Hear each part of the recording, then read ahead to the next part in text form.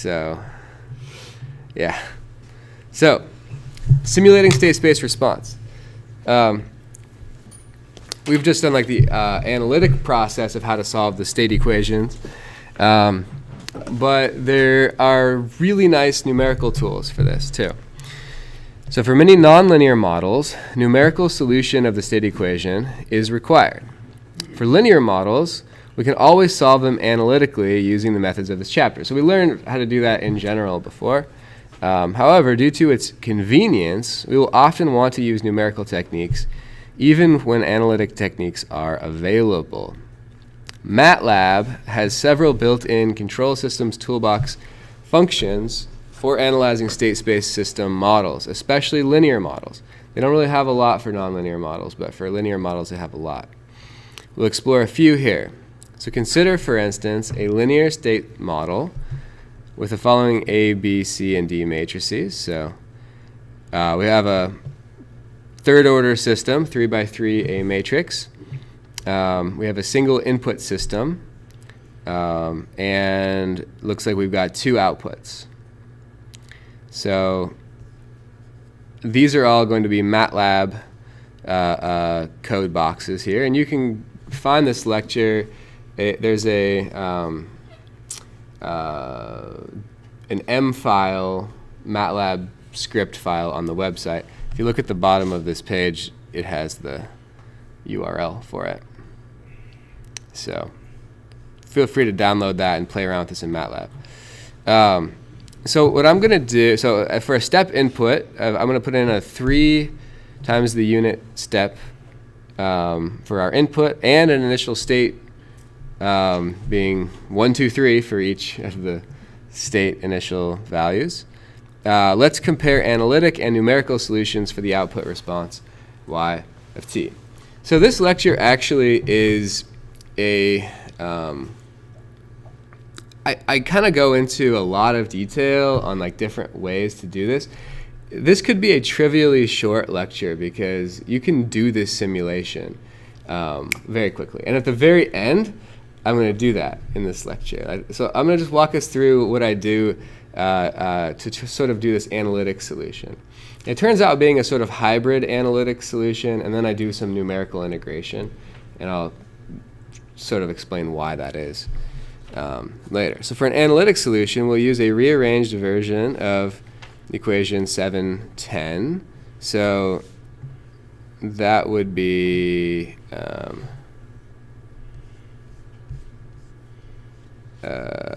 way back here.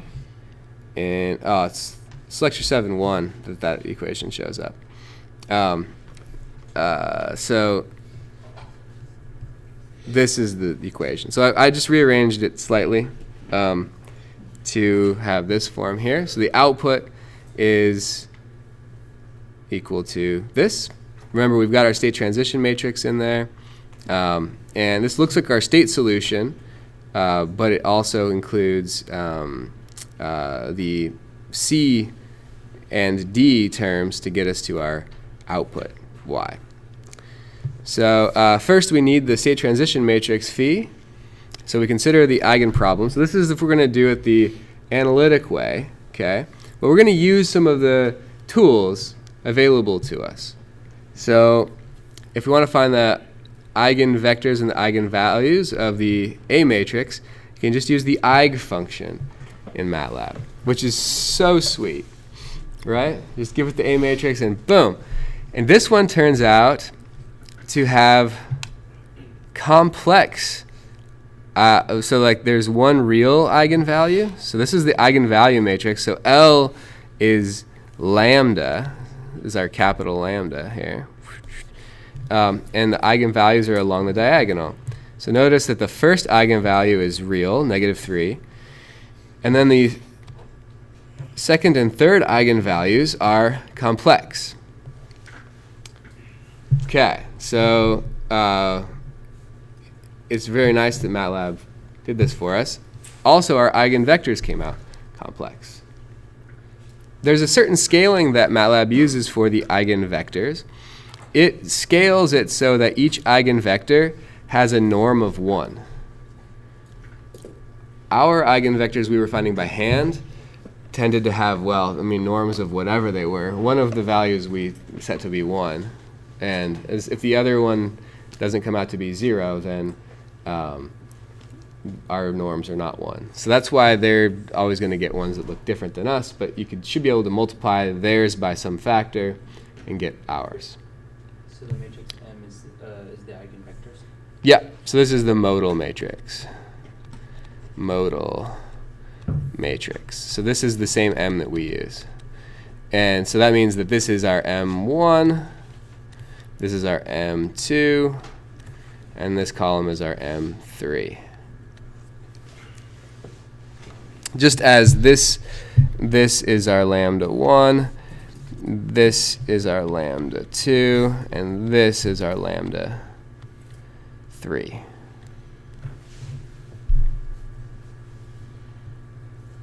So MATLAB's already helping us out. Like the great friend to us that it is, it's always doing that. So note that when assigning its output to two variables, m and L, the Eig function returns the modal matrix M and the eigenvalue matrix L. The modal matrix of eigenvectors M has each column normalized to unity or to 1. Also notice that M and L are complex in this problem. The imaginary parts to the eigenvalues and their corresponding eigenvectors are significant. Finally, since the real parts of all eigenvalues are negative, the system is stable. We didn't make note of that before, but the real part's negative, real part's negative, real part's negative. So we have a stable system. Good. The diagonal basis state transition matrix, phi prime, is simply, as it always is, e to the lambda t. So in MATLAB, we're not going to often do this analytic stuff, but I thought I would walk us through how you could do some of this analytic stuff in MATLAB if you were so inclined. So you can do an anonymous function, phi prime of t, which I did this double diag function. So I did a diag function inside a diag function. And what this does is it gets us essentially a diagonal matrix that gives us e to the lambda t's. I had to play with this. I didn't know how to do this when I first constructed this function. It wasn't obvious to me, but it's not too bad. And this function works for any time you. So once I wrote this function, I never have to write it again because it works on L, and that's what I wanted. So the original basis state transition matrix phi is this. So I can just immediately compute phi.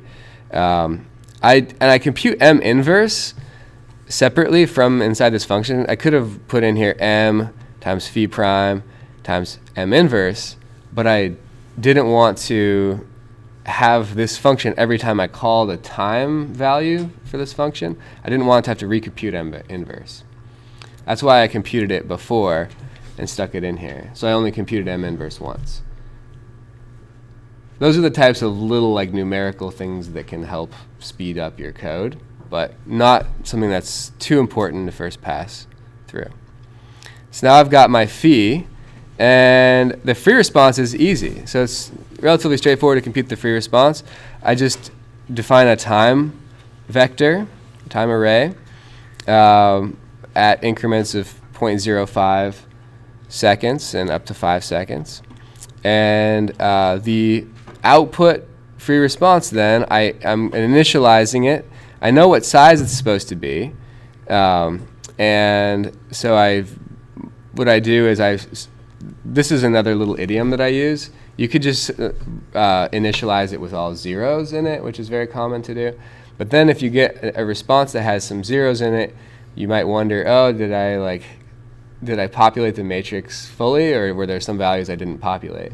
So what I do is whenever I initialize a vector or a matrix in MATLAB, I make it a bunch of ones instead of zeros, and I multiply the whole matrix by not a number.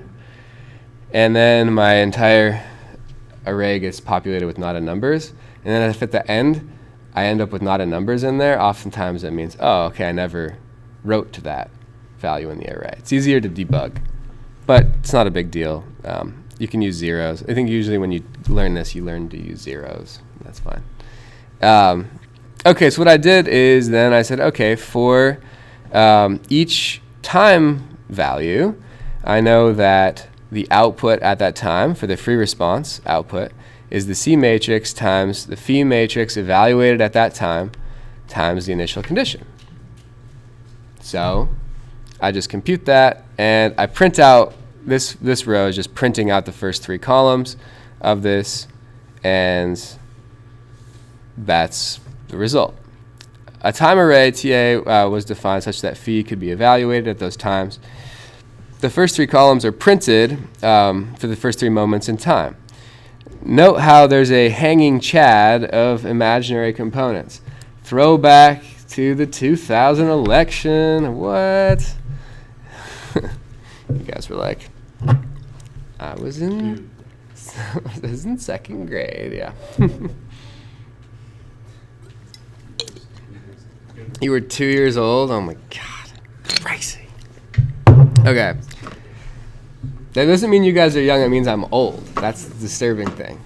Okay, so we want to get rid of these imaginary components. They should be 0, and they are, but it's important when you say, oh, I see 3 of them that look like they're 0, but you haven't checked the whole array, so it's good to check to see, is there any imaginary part that's bigger than some really small number?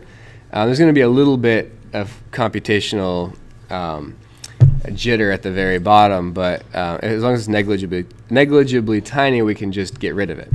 So what I do is I take the maximum of the absolute value of the imaginary parts of my response array. So just to make sure that we know what's going on here, this is y1 and this is y2. At different values in time. So like this is the first value in time. So time equals 0, I think the first one was, and then time, oh no, my battery. It'll be fine. We'll go to the very end. I'm just going to grind it into the very end. All the way down. Okay, keep going. So y1 and y2 at each value in time is what we've got printed here. So I take the maximum of the absolute value, and I find that the largest imaginary component, the largest little hanging chad left, is 5 times 10 to the negative 16, which is like close to machine epsilon, which is the smallest real number that you can compute. Yeah. What is the max of the max? I wanted to find what the max of the max was, and that's the biggest one. Biggest. And the biggest one is I wanted to make sure that there was nothing that was significant there. So I found the biggest one. I had to take the max twice because the max takes like the max in the rows, I think, and then it like gives you the max for every row, I think, and then max of the max gives you the maximum of that row. So I had to take it twice. Yeah, so the results are plotted in figure 7.1. As we expect from the eigenvalues, the free response of both outputs oscillates and decays. So y1 and y2, they start off at those initial conditions, and they oscillate and decay. We had some imaginary components, but they were all stable, so we aren't surprised to see that response. So pretty cool. We already computed that. That was using the sort of analytic approach. The forced response requires that we do this integration. So equation 723, which was, back here. Here, we just did this. This was the free response, right? We got to do this part now. And that one's a little bit more involved, and it involves an integration. We could analytically integrate this, but MATLAB's not super conducive to that. I would probably use Mathematica if I was going to do that. You can do it in MATLAB, but it's not my favorite. So so we're going to just avoid doing it in MATLAB that way. What we're going to do is instead is we're going to compute what the integrand is at every value of time, and then we're going to do trapezoidal integration. We're going to do a little numerical integration on that integral, which isn't strictly an analytic solution, right? I mean, now we're getting a little bit away from an analytic solution. We're already using numerical techniques to do the integral. If you wanted to go back and compute the integrals analytically, that would be fine too. But all this does is computes the integrand, and then I numerically integrate by using the traps function. And the traps function does trapezoidal integration. And there are some other functions like traps in MATLAB that you can use to do numerical integration.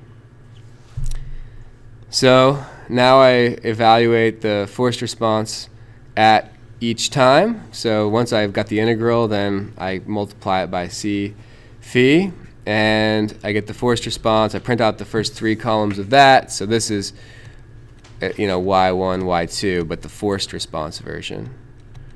And they both start off at 0, and then they do their own thing. Once again, we've got negligible imaginary components, and I check that to make sure. But we got the forced response, seeing that y1 responds to this 3 times the unit step input by going up to some final value like 2.3, and y2 goes to some negative value. And once again, I make sure that imaginary part's small, and it is. So good. Total response, I just add the 2, and then I plot them here. So the initial condition response, so the free response and the forced response sum together, y1, and then y2. So that was the analytic approach. We did use a little bit of numerical integration in there, which is kind of cheating to call it analytical and do a numerical integration, but whatever. But now we're going to go with the straight numerical solution, which is MATLAB's built-in numerical solution. And there are some really useful commands. So first thing we can do is we can make an SS object or an LTI system object in MATLAB, and that's you hand it your A, B, C, and D matrices, and you just plug it into the SS command, and you get this nice model that you can do all kinds of stuff with. The easiest way to do a step response is to use the step function, but a more general way to do it, and one that I wanted to demonstrate, is the LSIM. So LSIM you can put in any input you want, and if we put in our input, we put in our initial conditions, and we give it our system, and we give it our time array, and it just computes what the solution is. And I plotted in figure 7.4, which is next page, right here, which looks identical to the naked eye to the other solution we got. So let's take the difference. I wanted to find out what's the difference between the 2 solution techniques. Like one was mostly analytic, and the other, and a little bit of numerical, and then the other one was purely numerical. So I computed the differences, and they're pretty small. The total response here. So the y1 error. These is all times 10 to the negative 3. So they're pretty small. I could have done a percent error, but I didn't do a percent error. And yeah, so that means that both techniques are pretty close. They give pretty similar answers. Probably if we tightened up our time steps a little bit, we had pretty big time steps, really. If we tightened up our time steps, the numerical integration, the trapezoidal integration, would be closer to the correct value, and we would end up with something closer to the LSIM, would be my guess. But So calling the analytic one like the true one in this case, since we did numerical integration on it, probably is a little bit presumptuous and probably inaccurate. But yeah, I thought I'd show off all those techniques and give us that way of doing things. So now you can like take any state space model you come up with, A, B, C, D matrices, and go simulate it without too much trouble. So with any input, any initial conditions. Yeah. All right? Okay. Good.